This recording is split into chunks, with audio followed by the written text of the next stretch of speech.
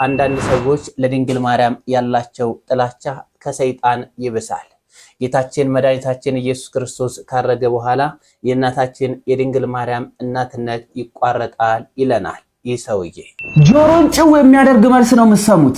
ኢየሱስ ክርስቶስ ካረገ በኋላ ድንግል ማርያም የኢየሱስ እናትነቷ ይቀራል የሚል ጥያቄ ነበር የቀረበለት። መልሱ ግን ከባድ። ስሙት። ኢየሱስ ክርስቶስ ካረገ በኋላ ድንግል ማርያም የኢየሱስ እናት መሆኗ ይቀራል? እንደዛ ቢያስባ በዚህ መልስ ብቻ ቢያበቃ ምን አለበት? አቡነ ኤርምያስ ስለ ሰባቱ ሚስጥራተ ቤተ ክርስቲያን እንደዚህ አስተምረዋል። እሱንም እንከታተላለን። እንጸልያለን፣ አሐዱ አብ እንላለን፣ ይከናወናል። እንግዲህ አባ ጊዮርጊስ ዘጋስጫ ያው ሀበን ላይ እንደሚለወጥ ነግረው ወበይብ ተቃህል ጸጋ መንፈስ ቅዱስ ፈኑ ይወርድ መንፈስ ቅዱስ በላይ ለህብስቱ ወወይ ወበይብ ተቃህል ጸጋ መንፈስ ቅዱስ ምን ማለት ነው? ያቆን ቅኔ የማታውቁት ቅኔ የማታውቁት ነው። የሰሞኑ ጎርፍ በሀገራችን በርካታ ጉዳቶችን እያደረሰ ይገኛል። እባካችሁ ጥንቃቄ አድርጉ ተብሏል።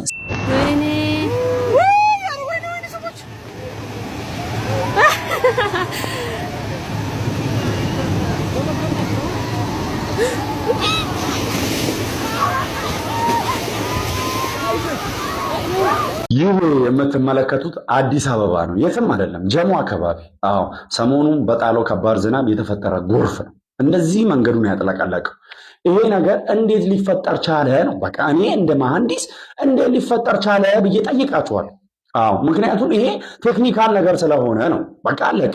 አንድ መንገድ ስታንዳርዱን የጠበቀ ድሬኔጅ ከተሰራለት ኦቨርቶፕ አያደርግም። በቃ ሰርፌስ ወተሩ ወደ ድሬኔጁ የሚያስገባው ስሎፑ ፊክስ ከሆነ ምንም ችግር የለውም። መንገድ ላይ ውሃ አይተኛም። ይሄ ነገር ሊሆን የቻለው ከተለያየ አካባቢ የሚመጣው የጎርፍ እንትን ጀሞ አካባቢ ላይ ወዳለው ድሬኔጅ ሲስተም ውስጥ ሲገባ የጀሞ አካባቢ የድሬኔጅ ሲስተም ጀስት ያለውን ዲስቻርጅ መቋቋም ሳይችል ሲቀር ኦቨርቶፕ ያደርጋል። በቃ ውሃ የትም አይሄድም፣ አስፋልቱ ላይ ይተኛል።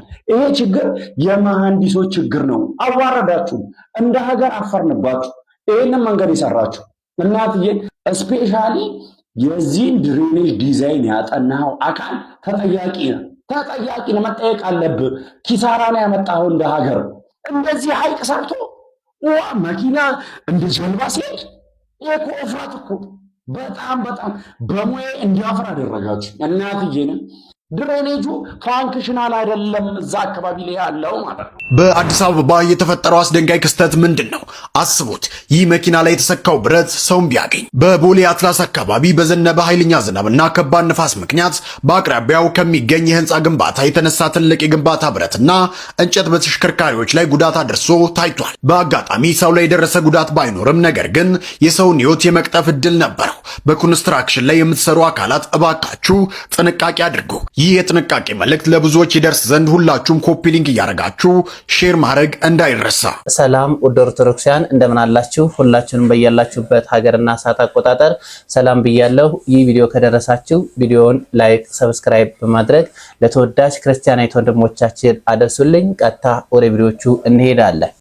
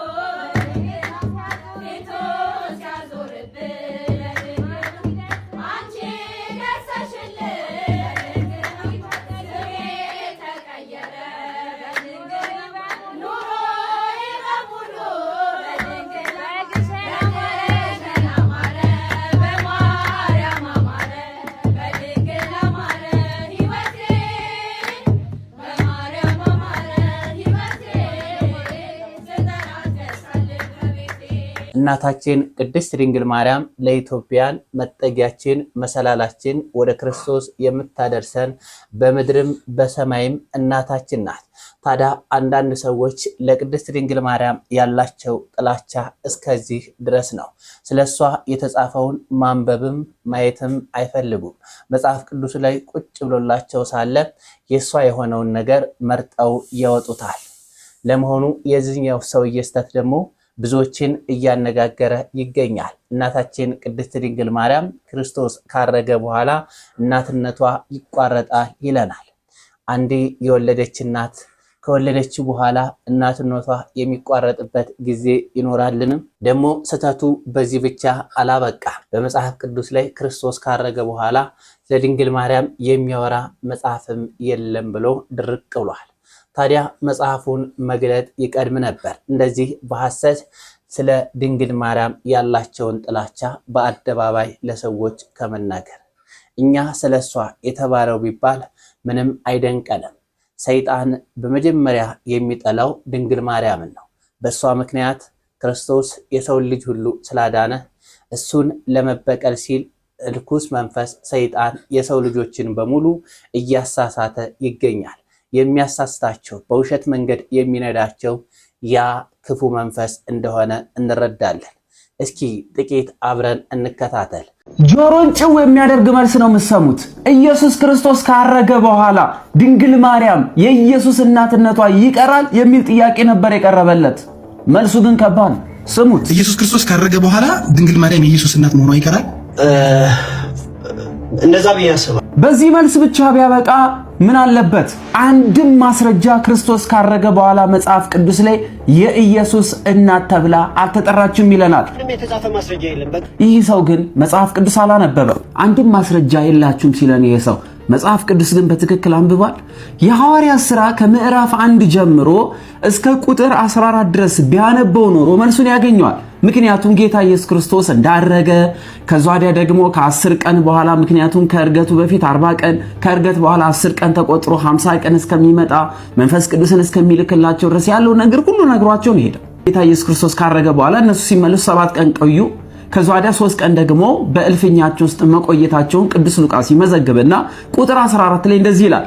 እነዚህ ሁሉ ከሴቶችና ብሎ ሴቶችን ይለይና ከኢየሱስ እናት ማርያም ብሎ ይጠራታል። ከጌታ ኢየሱስ ክርስቶስ እርገት በኋላ የማርያም እናትነት ቀርቷል። እናት ተብላ አትጠራም፣ ለጌታ ለኢየሱስ ክርስቶስ እናት አትባልም ብሎ የሚሞግተው ይህ ሰው ቅዱስ ሉቃስ ግን በሐዋርያት ሥራ ምዕራፍ 1 ከቁጥር 14 ላይ የጌታ የኢየሱስ እናት ማርያም ብሎ ጠርቷታል። ስለዚህ ከእርገት በኋላ የጌታ ኢየሱስ ክርስቶስ እናት ተብላ አትጠራም ያልከው ምን አይነት የመጽሐፍ ቅዱስ ማስረጃ ይዘህ ነው? እኛ ግን ሉቃስ የጻፈውን የሐዋርያን ሥራ መሰረት አድርገን ከእርገቱም በኋላ በአብ ቀኝ በክብር ተቀምጦ የኢየሱስ እናት ብለን ማርያምን እንጠራለን። ግን እኮ ኢየሱስ ያድናል።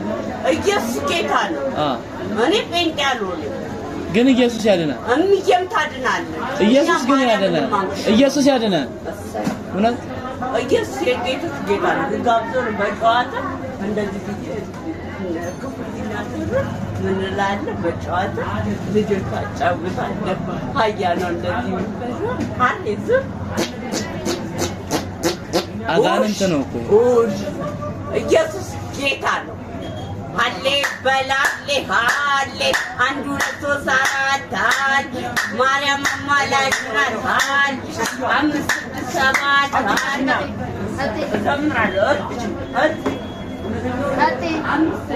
የእናታችን የቅድስት ድንግል ማርያም ምልጃዋ ረድኤቷ በሁላችንም ኦርቶዶክሳውያን ላይ ይደርብን። አጫጭር ሰዎች ቁመት አጭር የሆኑ ሰዎች ይነሱና እንድረዝሙ ጸልያለሁ። የማንሰማው የለም። እንግዲህ ቁመት ማስረዘም ጀምረናል እያሉ ነው። እስኪ ለአጫጭር ጓደኞቻችሁ ይህን ቪዲዮ ሼር አድርጉላቸው። እንዲሁም አጭር ጓደኛ ካላችሁ ሜንሽን አድርጉላቸውና ይሄን አጭር ድራማ አይተነው እንመለስ።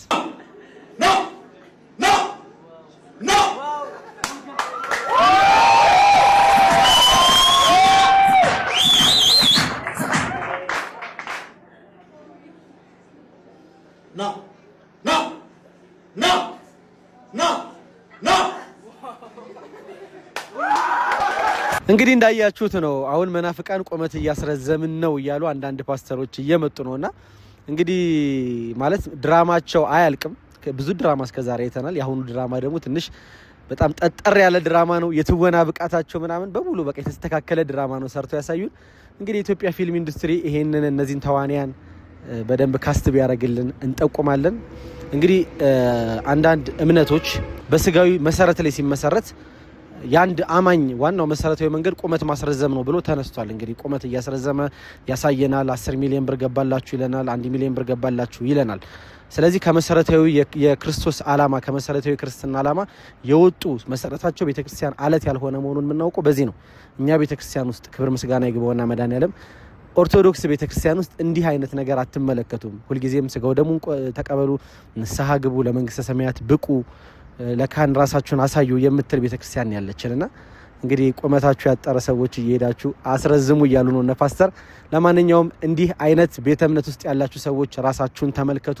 ቁመታችሁን ለማስረዘም አስባችሁ ከምትጃጃሉ ይልቅ እድሜያችሁን በሃይማኖቴ እንከን የለብኝም። ንጹህ ኦርቶዶክሳዊ የተዋህዶ ልጅ የአትናቴዎስ ልጅ ነኝ። የነ ዲዮስቆሮስ ልጅ ነኝ። መጣጣፊያን እዚያ ጣጥፈው በሌላ ያወራውን አወራ ነው የምለው እኔ። አንዳንድ ጊዜ እኮ ሃይማኖታችሁንም እኮ እነሱ ሃይማኖት ሰጥተው ሊቀሟችሁ ይፈልጋሉ። ቻለው ሌላ ሃይማኖት ሊሰጡኝ የሞከሩም ሰማሁ። እዚህ ላይ ሌላ ነገር ይመጣል። ስለሌላው ችግር የለብኝም ያለውም ቢል በህግ ፊት ቀርቦ ስለማይወሰን ነገር ስሜትም አይሰጠኝም። የመንደር ጫጫታ ነው የሚሆን። በሃይማኖት ግን ሃይማኖት ነው። ተግሳጽ የፈለገ ካለ ጥሩ አድርጌ አወራረዳለሁ። ችግር የለብኝም። ፈተናችን በዝቷል። ሌላ ሳይጥለን ራሳችን በራሳችን ተጠላልፈን ራሳችንን ለመጣል የሚደረገው ሩጫም ብዙ ነው። መፍትሄ ፈላጊም የለም። እንዴት ወንድሙን ወንድም ይገለዋል? ውረድ እንውረድ ተባብለው ለመገዳደል የሚቀርቡትን አይደለም እያልኩ ያለሁት። እነዚያን ሰላም ስጡን፣ ሰላም ሁኑ ነው የምንል።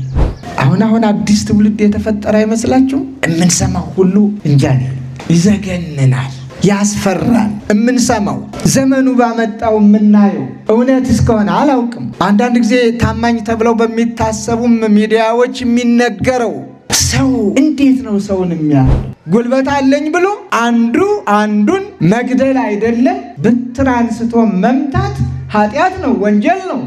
ማተብ አድርጎ ባንገቱ፣ መስቀል አንጠልጥሎ ባንገቱ ይሄ ወንጀል ሲሰራ ሲታይ ምንስ ይባላል? ቤተ ክርስቲያኒቱን ማዋረድ፣ ልጆቿ በአባቶቻቸው በክርስቲያንነታቸው እንዲያፍሩ ማድረግ፣ ማሸማቀቅ። ድፍረት በስቷል ወገኖች፣ ድፍረት በስቷል። አንዳንድ ጊዜ በጣም ጭው የሚያደርግ ኤሊ ሁለቱን ጆሮዎቹን ጭው የሚያደርግ መርዶ ሰማ ነው አይደል ያለው? ጭው የሚያደርግ ጆሮ፣ ጭው የሚያደርግ መርዶ። እንዲሁ ተሳዳ ምንድን ነው የሁሉ ጣጣ? ማንን ነው የሚጎዳ? የሚጠቅም ቢሆን እሰየ። ክርስቲያኑን ያበዛልን ይሆን? መጠላለፍ ያለ እረፍት እንኳን ኃጢአት አግኝተንበት እንደው መሰልሰል የሚል ኃጢአትም ፈጥረን ደርሰንለት ያንን ሰው ጠልፎ መጣል የሚያስደስተው ትውልድ ኃጢአት ከተገኘበትም አለቀለት። የሚታዩ ነገሮች ከባዶች ናቸው። እንደው ስንቱ ይነገራል እንጂ አሁን ደግሞ የመጡ ነገሮች አሉ። በጣም አስመስለው ሰውን በጣም አደባባይ ላይ የሚያወጡ ዘመኑ የወለዳቸው ነገሮች አሉ። እኔ በጣም ነው የደነገጥኩት። ይህንን አያደርጉም እኒህ አባት ነው ያልኩት። በፍጹም ሊያደርጉ አይችሉም ነው ያልኩት። ከምን ተፈጠረ? እንዴት ተፈጠረ? በኋላ ስጠይቅ አይ ሰዎች እንደዚህ አሁን የመጣው መሳሪያ አለ፣ ምንድነው ያሉት ስሙን ኤአይ፣ በሱ ይቀነባበራል፣ በሌላም ይቀነባበራል። እንዲህ አይነት የወረደ ምንድነው ዓላማው?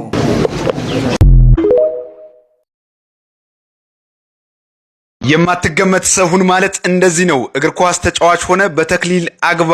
የእግር ኳስ ተጫዋቹ አዲስ ገዳይ ተሞሽሯል። የኢትዮጵያ ብሔራዊ ቡድንና የንግድ ባንኩ የመስመር አጥቂው አዲስ ገዳይ በቤተ ክርስቲያን ስርዓተ ተክሊል ጋብቻውን ፈጽሟል። በስልጤ ወራቤ ባሳየው ብቃት ብዙዎችን ቀልብ ስቦ ከስፖርት ቤተሰብ ጋር የተዋወቀው የቀድሞ የሲዳማ ቡናና የቅዱስ ጊዮርጊስ ታታሪው ተጫዋች ከረጅም ጊዜ ጓደኛው ጋር ዛሬ ጋብቻውን ፈጽሟል። ታዋቂ ሰዎችና እግር ኳስ ተጫዋቾች ካላቸው እውቅና ከክርስትና ጋር በተያያዘ እንግዲህ ብዙ ፈተናዎች እንዲሁ ደግሞ ብዙ መሰናክሎች ይገጥማሉ። ነገር ግን እንደነዚህ አይነት ተጫዋቾች እንግዲህ ራሳቸውን ጠብቀው በስርዓተ ተክሊል እንደዚህ እንግዲህ በቤተክርስቲያን ስርዓት ያገባሉ። የማትገመት ሰው ሁን ማለት እንደዚህ ነው። እናንተስ ምን ተሰማችሁ? ሐሳብ አስተያየታችሁን ኮሜንት ላይ አስቀምጡልን። እንኳን ደስ ያለ መልካም ጋብቻ እያላችሁ ኮሜንት ላይ መጻፋችሁም እንዳይረሳ። ምድር ላይ እኚህ ሁለት ሰዎች እጅግ በጣም ያስደንቁኛል።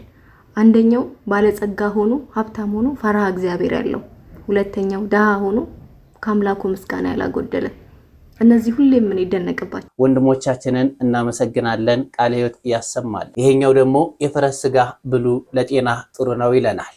አንዳንዴ የሀገርን ባህልም እሴትን መጠበቅ ጥሩ ነው እንላለን። ምንም በሃይማኖት አንድ ባንሆንም የኦርቶዶክስ ተዋሕዶ ቤተክርስቲያናችን ግን ጥንቅቅ አድርጋ ሰርተዋለች። የትኛው መበላት እንዳለበት፣ የትኛው ለሰው ልጆች እንደሚያስፈልግና የትኛው ለሰው ልጆች ጎጂ እንደሆነ ገና ወደዚህ ምድር ሲመጡም ምን መበላት እንዳለበት ምን መበላት እንደሌለበት ያለቀ ጉዳይ ነው። ሳይንስ ግን የሆነ ነገር ብሉ ጠጡት ይልና በኋላ ላይ ጉዳት እንዳለው ይነግረናል። እንደሚታወቀው የአሳማ ስጋ በመላው ዓለም በአሁኑ ሰዓት ሰዎች ጣፍጧቸው እየተመገቡት ይገኛል። ነገር ግን በአሁኑ ሰዓት ቆይቶም ቢሆን ሳይንሱ እንደተረዳው ከሆነ የአሳማ ስጋ ምን ያክል ለሰው ልጆች ጎጂ እንደሆነ፣ የአእምሮ እጢ እንደሚያመጣ፣ የመውደቅ በሽታ የሚያመጣው እሱ እንደሆነ በጥናት ደርሼበታለሁ። ከዚህ በኋላ አትመገቡት ብለዋል። ትሪደንት የሚባለው ማስቲካ ሳይቀር በአሜሪካ ተከልክሎ በሌሎች ሀገሮች እንዲበላም ተፈቅዶ ለብዙ ጊዜ ቆይቷል። የተሰራው ግን ከአሳማ እንደሆነ ይነገራል። የፈረስ ስጋ መብላት በሸሪዓ የተፈቀደ ነው። የፈረስ ስጋ በጣም ብዙ ጥቅሞች አሉት። ለካንሰር በሽታ መድኃኒት ነው። እንዲሁም አጥንትን ያጠነክራል፣ የማስታወስ ችሎታን ይጨምራል። በቪታሚን ቢ የበለጸገ ስለሆነ ስጋው በጣም ለአእምሮ ንቃት፣ ለተለያዩ በርካታ ጥቅሞች አሉት። ስለዚህ የፈረስ ስጋ መብላት በነቢያችን ሰለላሁ ዐለይሂ ወሰለም ዘመንም ይበላል፣ የተፈቀደም ነው፣ ለጤናም ጥሩ ነው። ሀበሾች አትግደርደሩ፣ ፈረስ ሞልቷል፣ ብሉት። እንደው ስጋው እኮ ከበሬ ስጋ ሁሉ ይሻላል፣ ስብ የለውም። በጣም በርካታ ዘርዝሬ እማልጨርሰው ጥቅም ነው ያለው እና ወላሂ አትግደርደሩ፣ እንረድም መብላትን ጀምር። ሰላም አለይኩም ወራህመቱላህ። እሺ የጅብ ተፈቅዷል።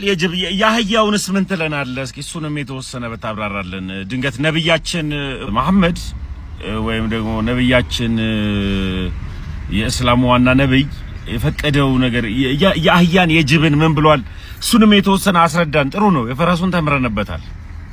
ሳይንስ ሰዎችን ተሳስቶ ካሳሳተ በኋላ ለማረም ይሞክራል።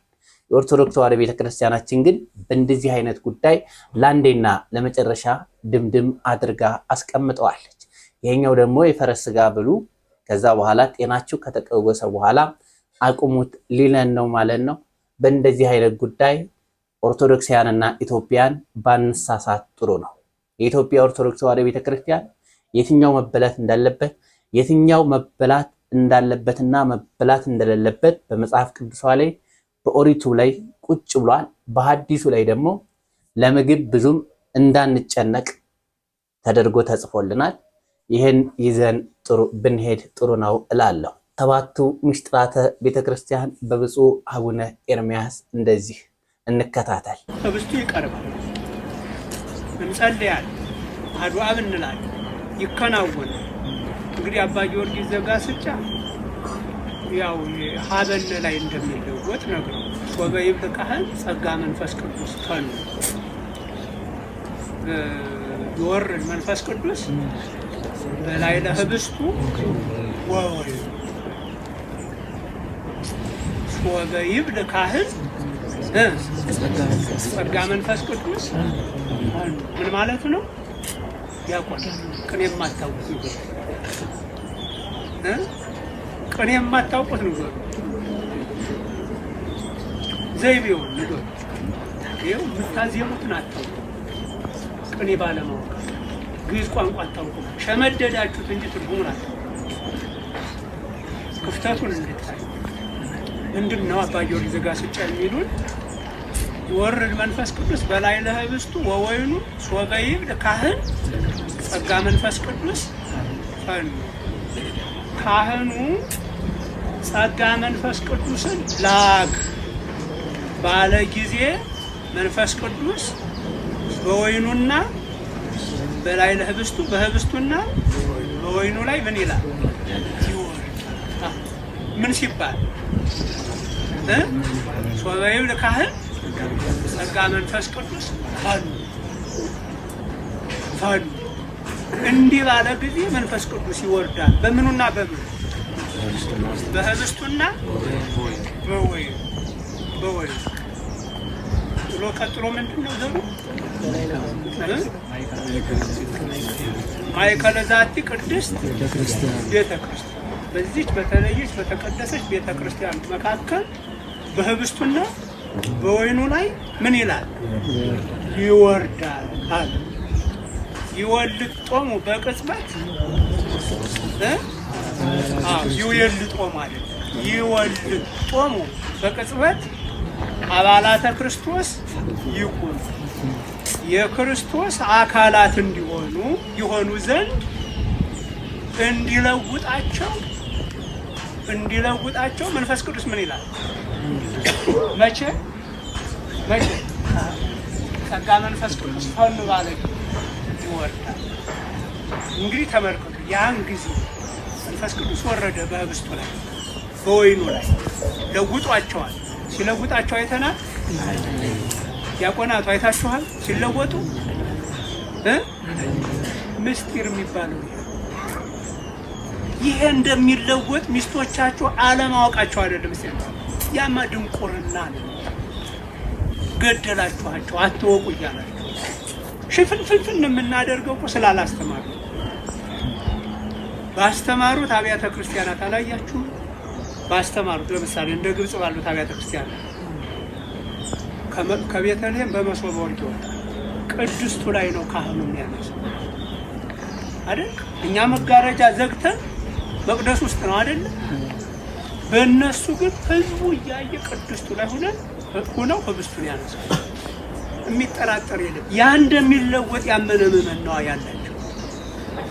አባታችንን እናመሰግናለን። ቡራኪያቸው አይለየን።